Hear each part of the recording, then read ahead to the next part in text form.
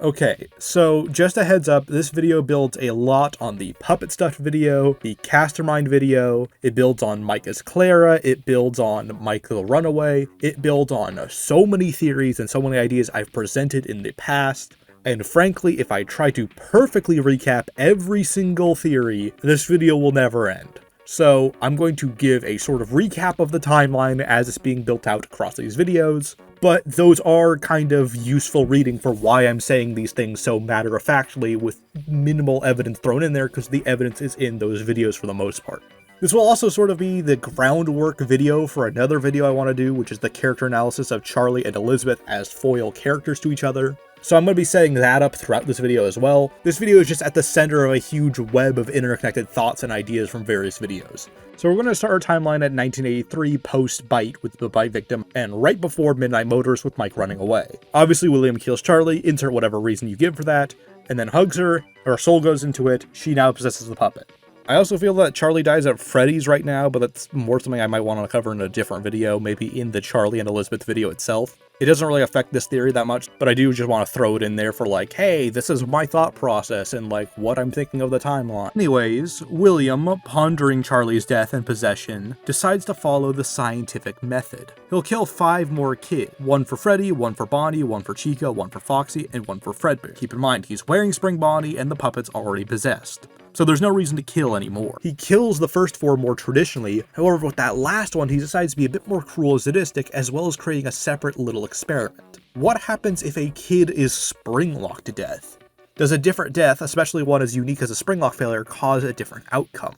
Cassidy is spring-locked to death, and he moves away to see what happens that night. That night, Charlie brings the suits to the safe room where the kids were lured to and stuffs the kids into them. As seen through the Candy Cadet 5 Keys story connection, Charlie, in a bit of desperation and trying to do anything she can think of, makes a stupid decision that ultimately dooms all 5 kids to be trapped in those costumes. Through either her guilt or maybe literal magical unfinished business, she is unable to leave herself until they are free. And they don't want to be freed until they kill William, especially Cassidy. The safe rooms lack a camera, so William is missing some information. Obviously he knows the animatronic suits were moved to the back room and now those suits are haunted. And he knows that Charlie had something to do with them. He also can see a blood and mucus and a rotting smell coming out of those suits now, so clearly Charlie did put them in the suits for some reason and now they're possessed. Now he's starting to see the pieces put together, especially with that yellow bear, which is clearly unlike the other ones and is a lot more active. So now he's wondering if more cruel death equals more ghost power or possession or whatever was going on with Golden Freddy. But he wanted to test this further. At Freddy's 2, he takes a role as the opening night guard, studying the animatronics and seeing what's going on with them once they're possessed. However, the kids start getting really dangerous in their suits and start trying to attack him. Once it gets too dangerous, he switches over to being the day shift guard at Freddy's 2, and Jeremy's brought on board. However, an investigation into his history starts, and they figure out this is not in fact Dave Miller or whatever alias he was likely using as a night guard and day guard, but instead William Afton up to some shady shit. Fun little factoid, we know William isn't in a criminal database because he's heavily implied to be a security guard at Freddy's, and according to Freddy's 2, all of the animatronics have facial recognition tying them to a criminal database, which implies he was never criminally convicted, or at least isn't listed as a criminal in their systems. The investigation starts getting too heated, and he's likely about to get fired, or does get fired. However, in a mixed bit of retaliation, and also wanting to continue and finish his experiment, kills 5 kids hastily in cold blood, just brutally murdering them and leaving them around the building, intentionally letting the music box unwind to see what Charlie would do that night, staying there in person to see what would happen. However, Charlie at this point has learned her lessons completely, and instead of stuffing these kids, tries to get Gabriel's help to stop William. They ultimately fail, and William basically escapes completely scot-free. Also, Fritz is there. He may or may not be Mike, who cares? However, since the new suits aren't possessed directly by these kids, William's able to completely conclude that you have to have some proximity to the suits for this to work, and that seemingly the more brutal death directly tied to his suit causes a more direct response. So now he starts wondering, if a spring-lock suit was something he was able to do to cause possession before, what if he makes some sort of automated process akin to a spring-lock failure, could recreate the process on command? At this point, the possession part is pretty easy. He just needs to kill a kid and have them in a suit pretty much as fast as possible afterwards. But there has to be some practical application of this idea. Obviously, the most preferable one, especially for a control freak like William Afton, would be to have one of these, or preferably all of these monsters, under his control. So he drafts a bit of an idea.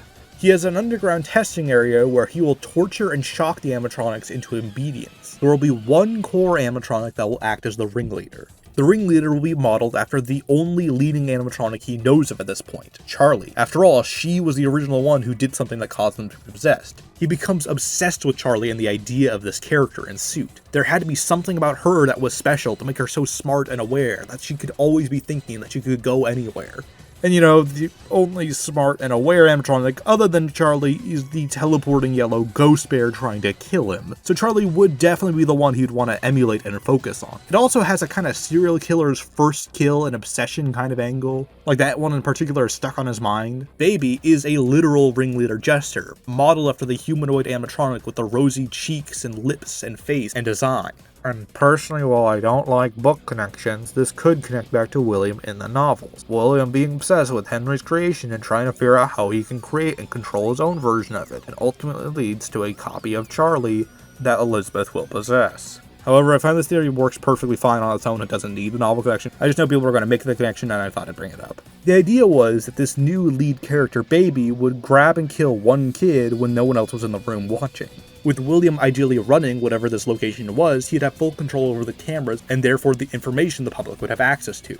And while this is a little bit more speculation than theorizing, I do wonder if the gas leak mentioned in the canceled due to leaks teaser was something intentionally planned to get everyone out of the building once its plan was done. Everyone will be running out of this pizzeria afraid of the gas leak, but meanwhile William will be able to manipulate everything in the pizzeria and get away with everything. It's also worth noting that the source code newspaper attached to canceled due to leaks talks about how you should look for the characters at local parties, which, considering this is an interview about Baby's Pizza World closing, which implies it's really a recent event, means either they thought of this rental idea really quickly after the place shut down, or this was always the plan. And after the fact, once everything was done, once again William knows the gas leak isn't real, he could have Elizabeth play with Baby all on her own once Baby had already taken a kid. However, like with many things in William's life, something doesn't exactly go as planned and goes out of his control. William now needs to change his approach to this entire plan. He can't just unpossess Elizabeth, so he needs to sort of resume his original idea, but there's no need for her to be shocked anymore. Baby is already loyal to him via Elizabeth. This could explain why the shock switch in Baby's room doesn't seem to work. Considering it's the only one, that means either Baby somehow did it, which is possible but not really directly implied, or William himself took out the ability to shock her, because once again, he has no need for that feature. To sort of take a step back to acknowledge where we're at in the timeline at this point, I feel like we're after 1 almost completely here. I think Baby's Pizza World might have coexisted with FNAF 1 as gameplay, but I think the sister location Bunker exists completely after FNAF 1, or at least the rental service and all things running in it with all 4 Funtimes does. So everything I'm about to say is happening after FNAF 1 up until FNAF 3. As stated by Baby, she's scooped and put back a few times by William, experimenting with seeing how possession works in this context. What he learns is that while Elizabeth is very much in Baby, it's not quite as simple as Elizabeth just is Baby now. This is sort of a long-running theory I've had for a while, and it's definitely prevalent here, which is the idea that programming is extremely important when it comes to possession of the suits and characters. We know for a fact that in FNAF 3, William cannot override Spring Bonnie's programming to go near the voices of kids. And we also know that Baby isn't just directly controlled by Elizabeth. It's also worth noting on this programming angle that this is likely the reason that kids can't attack adults, because they're programmed to entertain and perform during the day. But at night, they're left in a free roaming mode with no routine, so it's a lot easier for the kids to manipulate the suits to attack people. It's also likely this is why Charlie is able to do whatever she wants. The puppet is programmed to be nice to kids and help people. Since this is Charlie's whole deal, this is likely why it's so easy for her to manipulate the puppet. Her goals align with the puppet's. Not to mention, that's if the puppet even still has consciousness after it was destroyed in the rain. It might just be a completely deactivated suit that she has full control over. Baby says, "I still hear her sometimes," which implies that Elizabeth is more like a voice in her head telling her what to do and not actually the one in control of Baby in sister location. Keyword in sister location, and we'll get into that in a bit. I think that's what William was specifically learning with the scooper. That's what he was taking Elizabeth in and out for. It is possible to essentially take out the Baby half of the equation and get purely Elizabeth. What makes Baby and the Funtimes different, however, is that their AI is just so much more advanced. Baby can actually think about what Elizabeth is saying in response to her. She isn't just a simple robot running the pre-programmed performances day in, day out. She is an AI that is communicating with Elizabeth, and Elizabeth tells her what to do.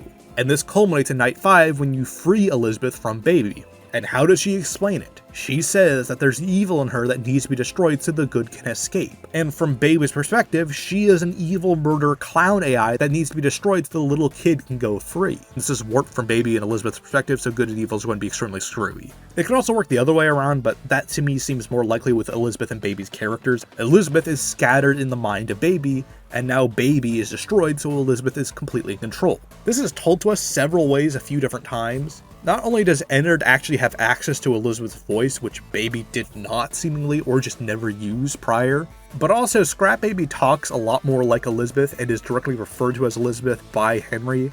I would always count the children. I'm not sure why. Something happened when there was one. A little girl, standing by herself. I was no longer myself, and I stopped singing. My stomach opened, and there was ice cream. I couldn't move, at least, not until she stepped closer. There was screaming for a moment, but only for a moment. I still hear her sometimes. Why did that happen? What a dumb f***ing brat. Don't tell Daddy that I'm here. I wanted to watch your show too. I don't know why he won't let me come see you. You're wonderful. Daddy, why won't you let me play with her? Everything is okay. I'm still here. Now we can do what we were created to do and be complete. I will make you proud, Daddy. It's also worth noting this is another connection back to Candy Connect. In the story about the boy with the kittens, he lets snakes take one kitten from a group of 5 total. The highest amount of kids in Baby's story is 5, and it ultimately takes one at random of the 5. It's worth noting the story never specifies that it eats more than one kitten, especially since snakes only typically eat one thing at a time and slowly digest it. And the boy, guilty of letting the kitten be eaten, cuts open the snake and puts it back together. Baby is the snake. She killed Elizabeth, and now Elizabeth is taken out by cutting open the snake and putting her back together. Now, it's a little screwy because Mike isn't quite William, so it's like kind of lumping their role into one character. But it's William's motivations behind everything that's happening here, so big picture. So okay, so let's rewind a little bit back to the fun times. Now here we could just insert Molten MCI Alter S as it was without any changes. The main 4 get their endoskeletons taken during the events of Follow Me, which is after Freddy's closes. Then William uses those to make the other Fun Times possessed, and then he goes back, and then ultimately dies in Spring Bonnie, with Cassidy/the Vengeful Spirit latching onto William during this encounter and following him all the way until FNAF 6 and QCN, with Vengeful Spirit specifically not being in the Molten MCI slurry. Now, in my original version of Molten MCI Alter S, I had him go back to try and get Golden Freddy, but there is another possible idea. In fact, I think for this narrative, it works a little bit better. So let's ask the question, why did William send Mike down here? Well, it's pretty simple, and it connects to why he didn't go down there himself. The Fun Times are obviously very dangerous, and we know for a fact that they want William dead. They are heavy, they are tall, and they are very advanced on a technical level. So let's argue, for the sake of this, that William just succeeds in giving life to the Fun Times, but fails in letting Baby take control as the ringleader. It is a running plot point in multiple continuities now that William thinks of these kids as something easy to manipulate and trick and control. Like he could just insert his own version of Charlie with Baby and just control them all easily. He obviously cannot. It's not that simple. And while Baby does seem to have some ability to influence the Fun Times, as seen in their coordination with Ennard, they just don't listen to her eventually and just throw her out, as we see in the source code conversations. So with these animatronics trying to kill him and not listening to Baby, it's basically just a complete death trap for him to go down there. But Elizabeth is still down there, and she is fundamentally more important than any other animatronic to William at this point. And I don't even just mean from like an emotional, like, oh, my daughter's down there, blah. That might be the case, he might genuinely care about Elizabeth. But more importantly, it's an animatronic that's loyal to him and listens to his desires. So he just can't lose that asset regardless. However, there's the army of angry, giant, metal, bulky animatronics in his way. And keep in mind, because he tells Michael to put her back together, which remember, under this theory, put back together means taking out Elizabeth out of Baby, means he wants Elizabeth. He doesn't give a shit about Baby in this context, he just wants Elizabeth. However, going down there to try and get the core essentials in Elizabeth is just too dangerous right now with the other Fun Times, especially with Funtime Foxy directly occupying the room next to the scooper and everything around it. Enter Plan A, Mike. with connections to the theory of Mike as Clara, basically the idea that Mike's motivation up to the events of Sister Location is just to figure out whether his dad is a murderer or not by tampering with the animatronics. And he's constantly bugging his dad and asking people about what's going on until eventually William slips up and mentions the clown bunker with Elizabeth in it. William now gets a win-win-win scenario by sending him down there. Mike is suspicious of William, but maybe William might be able to con him into being on his side by committing him to saving Elizabeth. Or in other words, emotionally manipulating him to this idea that he is helping his sister and that they're trying to put the family back together. And that maybe if he tries hard enough and helps William long enough, he can even bring back his brother and apologize for what he did. And if he isn't on William's side after he saves Elizabeth, well, now William has a murder clown on his side that could easily kill Mike. And if Mike dies, then there's someone on his trail that's now gone. And it also is a way of testing how dangerous things are down there. William's pretty sure they're pretty damn dangerous, but maybe he's underestimating them. And if they're pretty easy to get by and Mike's able to do it with no problems, that means he might be able to take care of the Funtimes easier than he thinks. Mike is also dedicated to finding the truth and helping his sister, so he's going to stick with this until the very end. It also helps that he's younger and likely more physically capable and has already dealt with animatronics like this before. Especially if there's any dittophobia connection. It really is a no-brainer for William to send him down there when you look at it from that perspective. However, it is very clear that William needs to make an actual backup plan here, because it's just unlikely that Mike will get out successfully from his perspective. Cue Spring Bonnie. Now, once again, William's perspective of how these suits work is very clearly warped, and this is a running idea in pretty much all continuities. And once again, in all continuities, he is under the impression that wearing Spring Bonnie can somehow make the ghosts not kill him. And sometimes he's correct, apparently. Personally, I stand by it's the FNAF 2 logic that while you're wearing a suit, they can't really identify you properly. And he just assumes that this will be flawless all the way through. But regardless, William thinks this is how this works and is trying to do that. Spring Bonnie is his failsafe for going down to the Sister Location bunker to try and get past the animatronics and free Baby. And hell, moving forward, it might be a get out of jail free card for any endeavors with ghosts moving forward. So that's why he would go back on the Night 5 version of Follow Me. He wants to get his Spring Bonnie suit back so he can sneak by the characters in Sister Location to free Baby. However, before he could say clean or repair it or get it working better, he ends up having to test this whole idea of preventing ghosts from killing him early. Meanwhile, Mike goes through some absurd crap down there in the bunker. Now, as to which order these events happen is a little subject to change, but really doesn't change much conceptually or storytelling-wise. So either Sister Location happens and William gets Spring Bonnie as a reaction to seeing Ennard come home, or William preemptively tried to get Spring Bonnie and died before the events or alongside the events of Sister Location's gameplay. Regardless, what ends up happening is that William failed to account for, oh crap, all the murdered clowns put themselves together into one giant endomass, and they ripped out the organs of my son with a giant ice cream scoop that uses magic soul juice to bring you back to life. Which means not only did they manage to escape the bunker by wearing his skin as a costume, but now he's an immortal zombie man who knows for a fact that I'm evil and is trying to track me down. It's frankly a very easy and common mistake to make. And from there, it's pretty much just the plot of FNAF 3 and 6 as we know it. You have Ennard's parts skittering around in the sewers, eventually they split apart. This ultimately leads to Scrap Baby and Molten Freddy existing. Now, here I'm just going to interject because I have nowhere else to really put it in the script. The one part I've never really liked about any Molten MCI variant, including my own Alter S version, which is why the f*** would William ever go to get the classics as a base for the Funtimes? It's just really arbitrary to make the murder clowns, who as shown through Baby, can already kill kids without being possessed, make them double possessed, I guess. Like, I know the common counterpoint against this is, oh, he just wants to harvest more and more remnant to build up a stockpile of it. But he doesn't need the original kids' souls to do that. The Funtimes can just keep killing kids over and over again. He doesn't need the classics to harvest remnant here. I feel like if it was one or the other, this would make more sense. Like, oh, we're not doing Molten MCI and the Funtimes just have their own suits. That's what the kill feature is for. Or if the Funtimes had no killing features, it would make sense that he tries to bring them life with the original suits. Another reason I've seen is that he doesn't want to have something like Baby happen again where he loses control of a character or something like that. But that's kind of a bit of a problem because, I mean, they're supposed to kill kids anyway, so it's not like it super matters, and it's not like he has any more kids of his own for the animatronics to kill. There's only Michael, who's an adult and not even involved in this until William specifically brings him in to deal with the murder clowns. And maybe if only Baby had killing features, I could also see it like, oh, he made the other three after the fact with Baby. And they were built from the ground up to be injected with the soul goo. But Funtime Freddy very clearly has a kid in his stomach, which makes very little sense contextually if the idea was he was made to be injected with remnant from the classic suits. This has sort of led to my own conclusion that Funtime Freddy might have his own soul possessed by a separate kid William killed in the sister location Springlock suit. This would explain the line Baby says about the Springlock suit. I don't think it was ever used. At least not the way it was meant to be used. Too dangerous.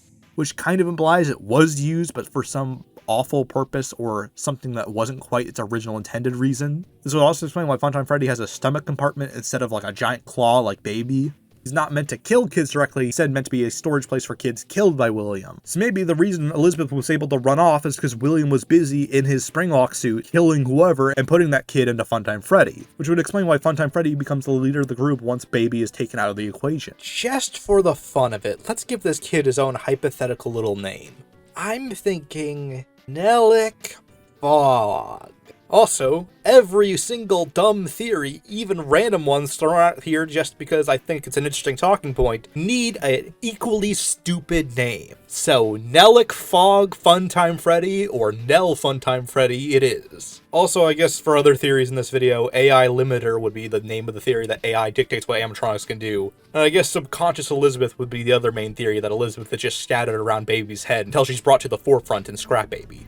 What I like about what I've laid out here in this video is it portrays this narrative of William's obsession, his naivety in some fields, and his plans being stacked and stacked until they fall apart. He thinks of Charlie as this light in the dark for the animatronics, their guide they'll follow and listen to, the one that brought them life, the one that will protect them no matter what. But he made her. He's the reason she exists. Why doesn't he have control over her? Why doesn't he have control over them? He is the reason this all happened. And why is Henry's daughter so special? Surely he can do that himself. Surely he can make his own version of it. And every step of the way, he keeps stacking more and more cards on the table, building his house. Yet in reality, while he thinks he understands the entire picture, he only has a few pieces of the puzzle. He is able to recreate things. He is able to create some level of control via shocking and manipulating the characters. He is able to outsmart the MCI kids and dismantle them. But possession and ghost is something that no one can truly understand or control. Eventually, reality would slam its fist on the table and collapse the entire house of cards on him. And it does. All at once. Elizabeth died. All of the fun times are now loose in the sewers and Baby's been thrown to the side. Michael doesn't die and now knows the truth about his father and is going to try and track him down. The MCI kids still haunted their original costumes to some degree and were able to corner him. His whole plan to try and trick the characters and be able to walk by the fun times with Spring Bonnie failed. While it may have stopped the spirits from directly killing him there, that suit was just too dangerous and unstable to actually protect him for very long, ultimately killing him. Every single plan he made had some flaw that was going to fail spectacularly. And they all did.